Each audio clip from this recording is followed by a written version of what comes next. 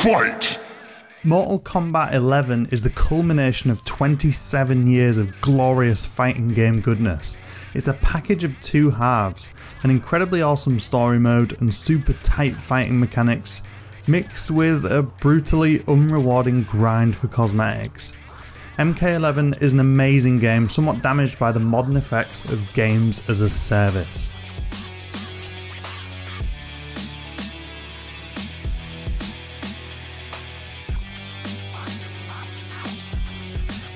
Okay, let's just get this out of the way. I'm somewhat of a filthy casual when it comes to the genre. Learning timing windows and memorising ginormous combos is just not really my jam. EVO 2019 certainly won't be graced with my presence, that's for sure. That said, I grew up with the Mortal Kombat series, whilst debatably probably shouldn't have played the games during my childhood, age ratings, game responsibly kids. The series holds a fond place in my memories. The story mode in MK11 is an absolute benchmark for the genre. Not only is it by far the best story mode a fighting game has ever seen, it provided some of the most fun that I'd had with the story mode in any video game over the past few years.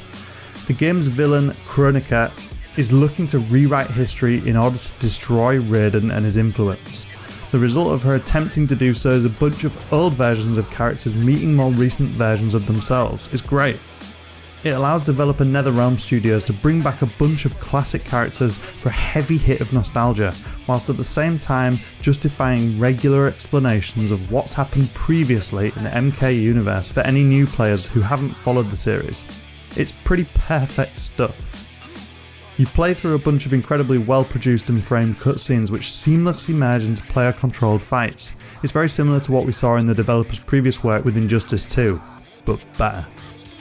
Jumping from character to character across an exotic range of settings and backdrops, this is the Avengers endgame of the video game world. It's a summer blockbuster that's just a downright pleasure to enjoy from beginning to end. This thing feels expensive. It took me around 5 to 6 hours to complete the story and I loved almost every minute of it. There's plenty of twists and turns and numerous nods to previous games. The voice acting and the facial animations are superb throughout too, other than Ronda Rousey, also known as Sonya Blade, who somehow still continues to deliver wooden performances. Cut this shit! You'll kill us whether we fight or not! Also, the cutscene fight scenes are almost John Wick level of awesome too. I could watch Cassie Cage's butt-kicking badassery all day long. The whole thing is almost worth the entry price alone. Of course, it wouldn't be a Mortal Kombat review if we didn't talk about the game's fighting though. Don't worry, it's great. Easy to pick up and play and incredibly tough to master. Punches and kicks hit with serious, bass-filled impact thanks to an excellent sound mix. Fatalities are more brutal than ever, alongside the new excellently ferocious Fatal Blows, which give players an easy to initiate power move usable on low health once per match. Each character from the game's strong roster feels distinctly unique, whether it's the speedy kick-based combos of Jackie Briggs or the heavier deliberate two-handed sword-wielding techniques of Kotal Kahn. Be sure to find at least a few characters that you'll connect with.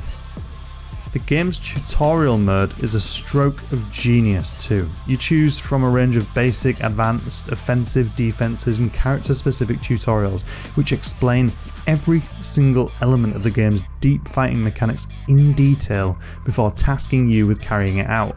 The game even lets you watch an AI action the specific moves, all whilst highlighting which button presses and input timings via an on-screen pad. There's even fatality training thrown in too for folks wanting to practice unleashing their brutal finishing moves. Not only that, but the game rewards you with various currencies etc. for completing tutorials. More on that later. It's absolutely excellent, another benchmark for the genre here. Classic towers make a return too, which are a battle through various enemies of increasing difficulty which unlock character specific endings. For all you oldies out there, these are pretty much the arcade mode of old. But it's with towers where this excellent package starts to take a turn down the rickety old live service path. Right now, as it stands, Towers of Time suck. They're similar to the classic towers, only they're alternate levels rotating on specific timers, for example 8 hours, every 24 hours, etc. They introduced modifiers which spice up the matches by applying fight specific conditions such as environmental attacks. There's homing rockets which occasionally appear to lifesteal you on impact, or tidal waves and fireballs, or something which even turns the screen black every few seconds. I encountered a scorpion which set me on fire every time I hit him, combined with fire pillars popping out of the ground every few seconds, and it just simply wasn't fun. What could be amusing and entertaining twists on the game just end up feeling like varying levels of frustration. And to counter that frustration comes consumables. Items which can be used in a fight to help give you the upper hand, whether it's temporary armor or a stunning blast or instant heal. They basically exist as a way to make the shitty parts of Towers of Time less shit. But wait, he says, what about gear? That can help give you the upper hand, right?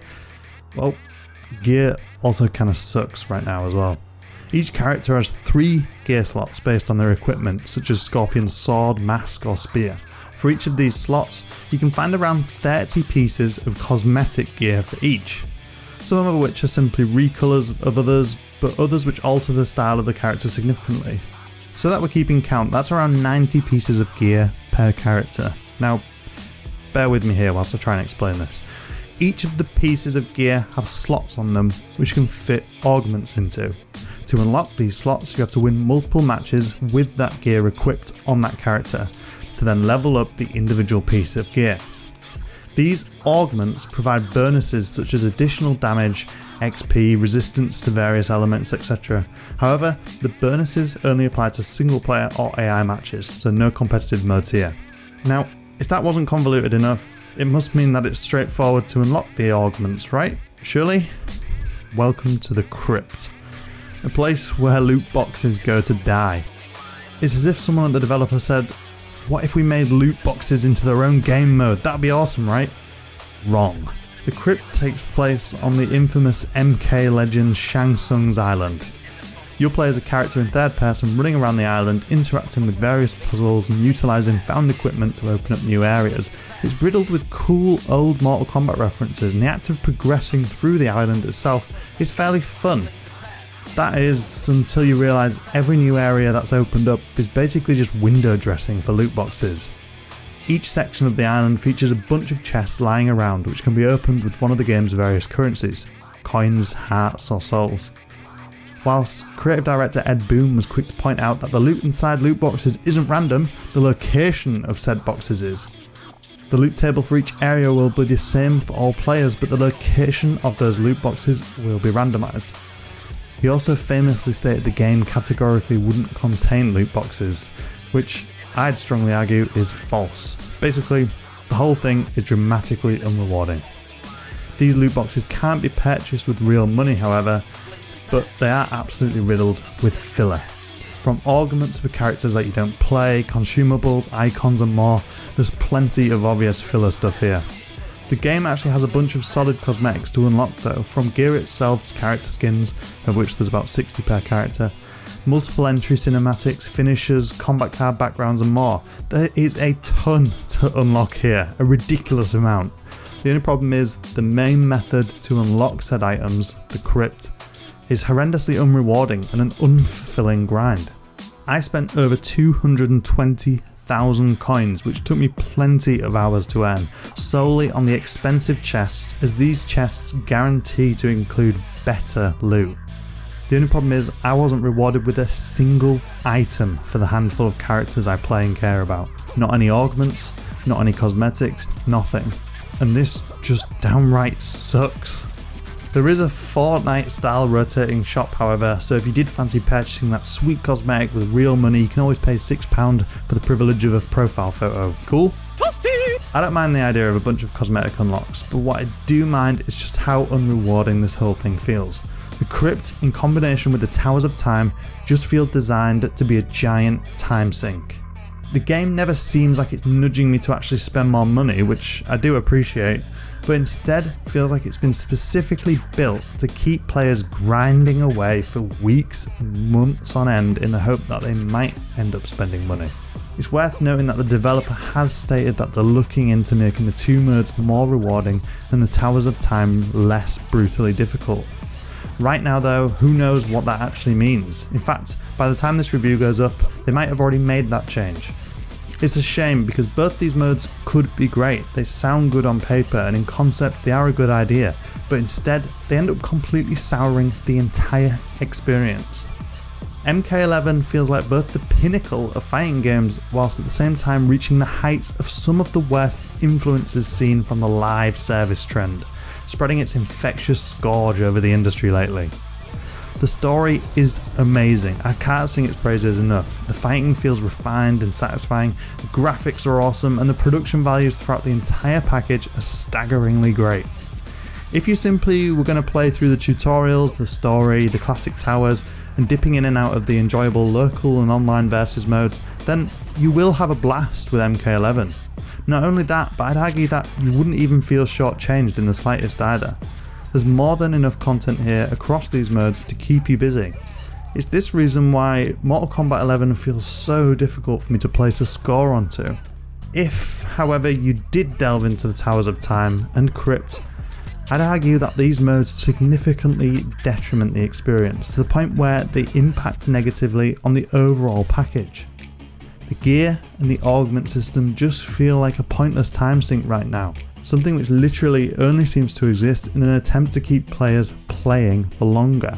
Throughout my entire time reviewing this game, I pretty much earned one augment for a character that I play. One.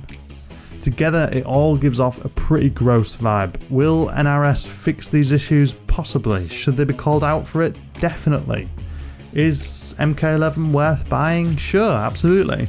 The game provided me with some of the most fun that I've had in a fighting game in years. Mortal Kombat 11 is a superb game. It's undeniably a benchmark for the genre in many ways, to the point where at times it can feel like developer NetherRealm Studios are so far ahead of the curve that it's almost shocking. But at the same time, it serves as an example of how live service mechanics, which seem so intentionally designed as grindy time sinks, can severely damage an overall video game. It's a fantastic game with an unfortunate series of asterisks.